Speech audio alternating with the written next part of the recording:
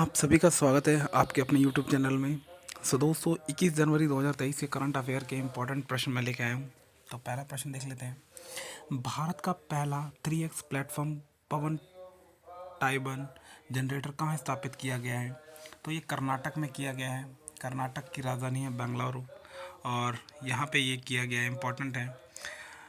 Renew power यानी कि ने कर्नाटक के गडग में भारत के पहले 3x platform wind turbine generator की स्थापना की घोषणा की है।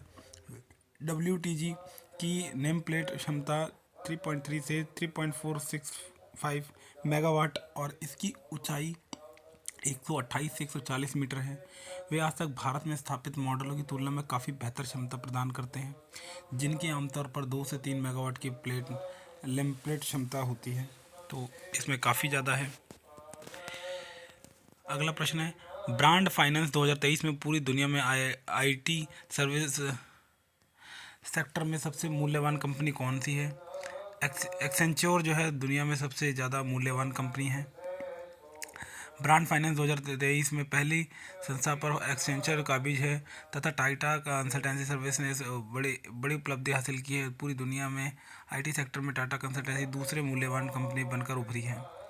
अगला प्रश्न है, global fire power index ranking 2023 में भारत का कौन सा स्थान है? तो इसमें जो है भारत जो है चौथे नंबर पे है। मोस्ट पावरफुल मिलिट्री के हिसाब से चौथे स्थान पर है भारत। पहले पे अमेरिका, दूसरे पे ये आप देख सकते हैं चीन। तो मोस्ट पावरफुल पे है, चौथे पे है। अगला देख लेते हैं।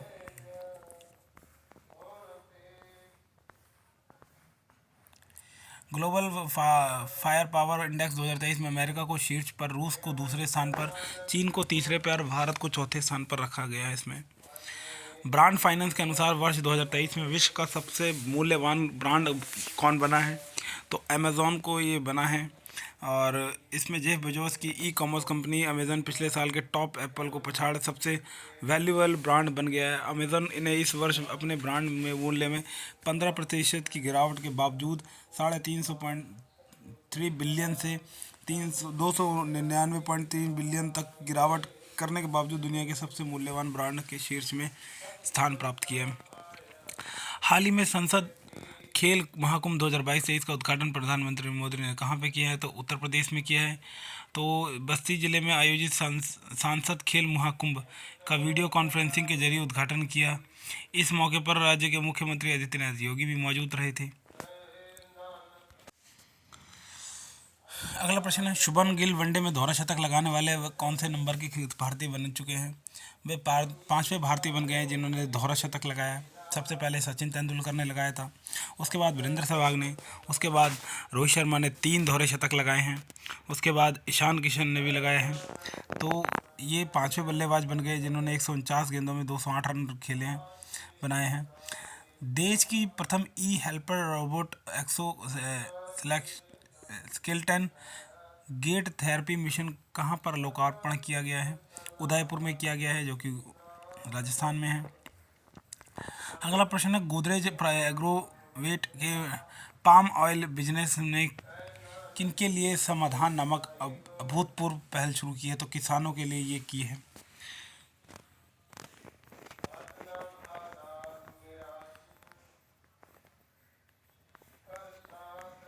अगला प्रश्न देख लेते हैं, निम्न में से किस कंपनी ने हाइड्रोजन चलित ट्रक का विकास करने की घोषणा की है?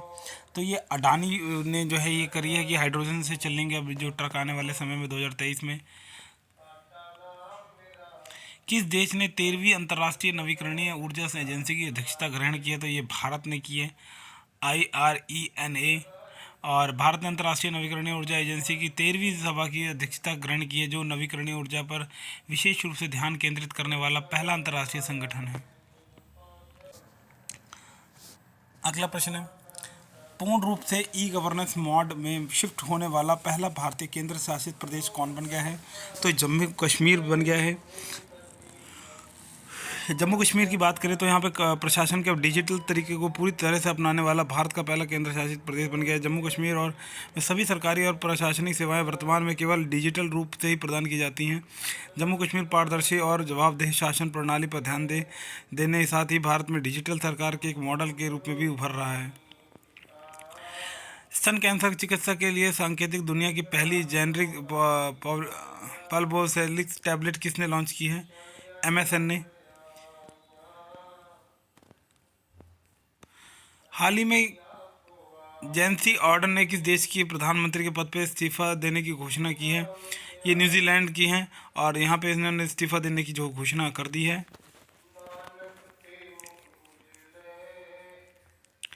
देख लेते हैं इनके बारे में। न्यूजीलैंड में इस साल अक्टूबर को होने वाले चुनाव से पहले अचानक प्रधानमंत्री जैसिंडा ऑर्डन ने इस्तीफा देने का ऐलान किया। वो 7 फरवरी को पीएम और लेबर पार्टी प्रमुख का पद छोड़ देंगी। इस महीने 22 जनवरी को उनकी जगह नया पार्टी चीफ चुना जाएगा। Deputy prime minister grant Robertson ने कहा है कि वह पार्टी के प्रमुख के लिए अपनी दावेदारी पेश नहीं करेंगे। अगला है, नासा ने किस कंपनी को टिकाऊ उड़ान प्रदर्शनकारी परियोजना के लिए 425 मिलियन डॉलर प्रवेश के रूप में पुरस्कार दिया है? तो बोइंग के लिए दिया गया है। National aeronautic and space NASA ने बोइंग कंपनी को टिकाऊ उड़ान प्रदर्शनकारी परियोजना के लिए 425 मिलियन डॉलर के निवेश के रूप पुरस्कार दिया है इन्होंने। हाल ही में पर्यटन मंत्रालय ने कहाँ पर पहले ग्लोबल टूरिज्म इन्वेस्टर समिट का आयोजन किया है? तो ये दिल्ली में किया गया है। केंद्रीय पर्यटन मंत्रालय द्वारा प्रगति मैदान नई दिल्ली में 10 से 12 अप्रैल 2023 तक ग्लोबल टूरिज्म इन्वेस्टर समिट का आयोजन किया जाएगा। अगला प्रश्न है, हाल ही में मानवता की सेवा के लिए किसे आईएस पुरस्कार 2021-22 से सम्मानित किया गया है? सैंडुक रुइट को जो है ये खिताब मिला है। ज्ञानपीठ पुरस्कार से सम्मानित नीलमणि फुक्कन का हाल ही में निधन हो गया। वह किस भाषा के लिए प्रसिद्ध कवि थे? तो असमिया भाषा के लिए वह प्रसिद्ध कवि थे। इम्पॉर्टेंट है, पूछ सकता है क्वेश्चन। विश्व आर्थिक मंच WEF ने स्वास्थ्य सेवा और जीवन विज्ञान और केंद्रित चौथी औद्योगिक क्रांति के लिए अपना केंद्र स्थापित करने के लिए किस शहर को चुना है? तो यह हैदराबाद को चुना है इन्होंने। अगला प्रश्न है, किस कंपनी ने पॉलिसी मैप्स पेश किया है? ESRI ने। तो ये थे 21 जनवरी 2023 के करंट अफेयर। सो मिलते हैं नेक्स्ट वीडियो में। सो बाय दोस्तों।